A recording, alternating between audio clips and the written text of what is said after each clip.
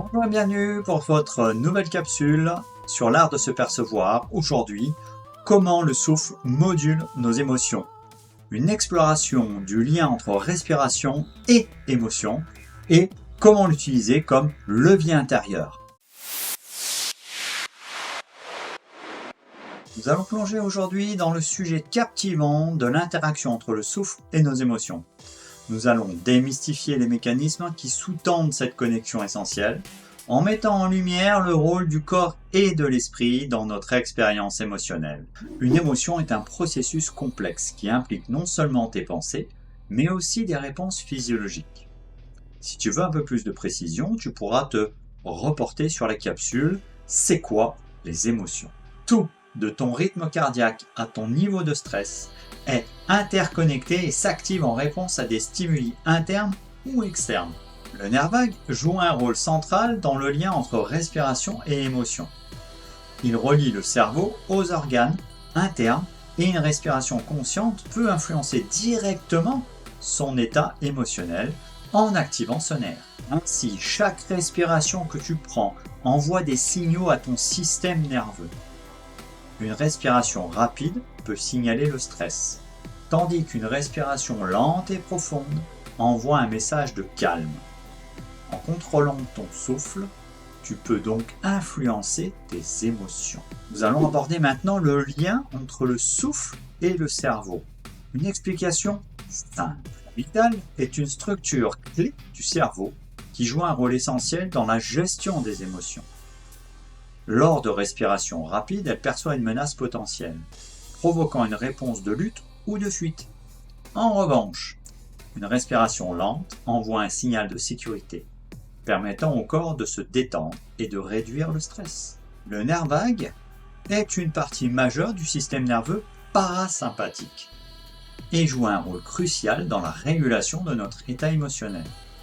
Lors de l'expiration, ce nerf est stimulé, ce qui contribue à activer la réponse de relaxation du corps, permettant ainsi de libérer les tensions accumulées et de favoriser un sentiment de calme. Ensuite, l'information passe au cortex préfrontal, qui est la région du cerveau responsable de la prise de décision, de la régulation des émotions et de la planification.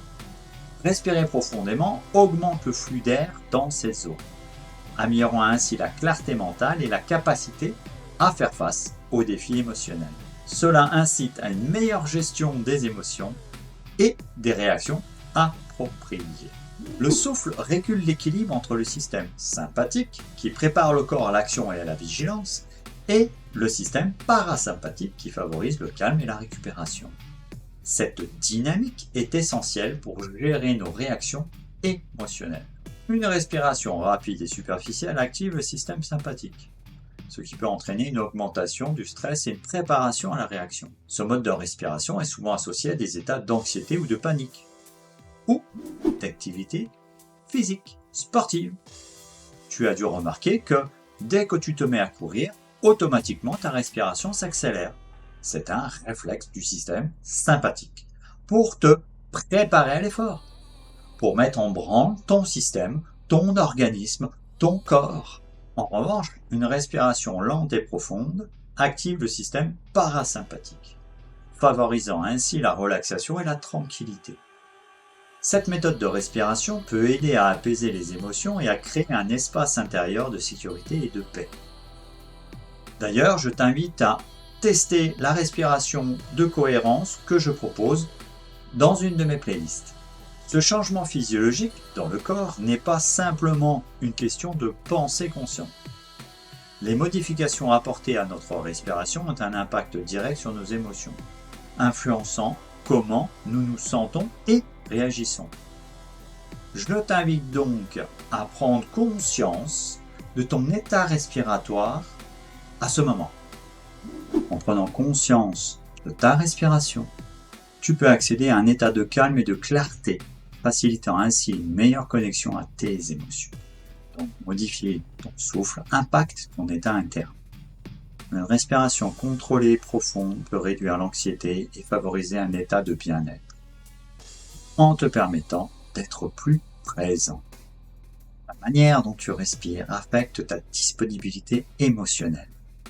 En apprenant à contrôler ton souffle, tu peux accroître ta sensibilité aux émotions, tant les tiennes que celles des autres. Le souffle devient donc un pont vers une meilleure conscience de soi. En prenant conscience de ta respiration, tu développes une relation plus intime avec tes émotions et ton environnement. Pour approfondir ta relation avec le souffle et ses effets sur tes émotions, je t'invite à répéter plusieurs fois la capsule sur la respiration de cohérence. Cette pratique te permettra de mieux intégrer ces concepts dans ton quotidien et de découvrir comment le souffle peut devenir un allié essentiel dans ton bien-être. Si tu as trouvé cette capsule intéressante, vibrante, informative, like, partage, abonne-toi et on se retrouve pour une prochaine capsule.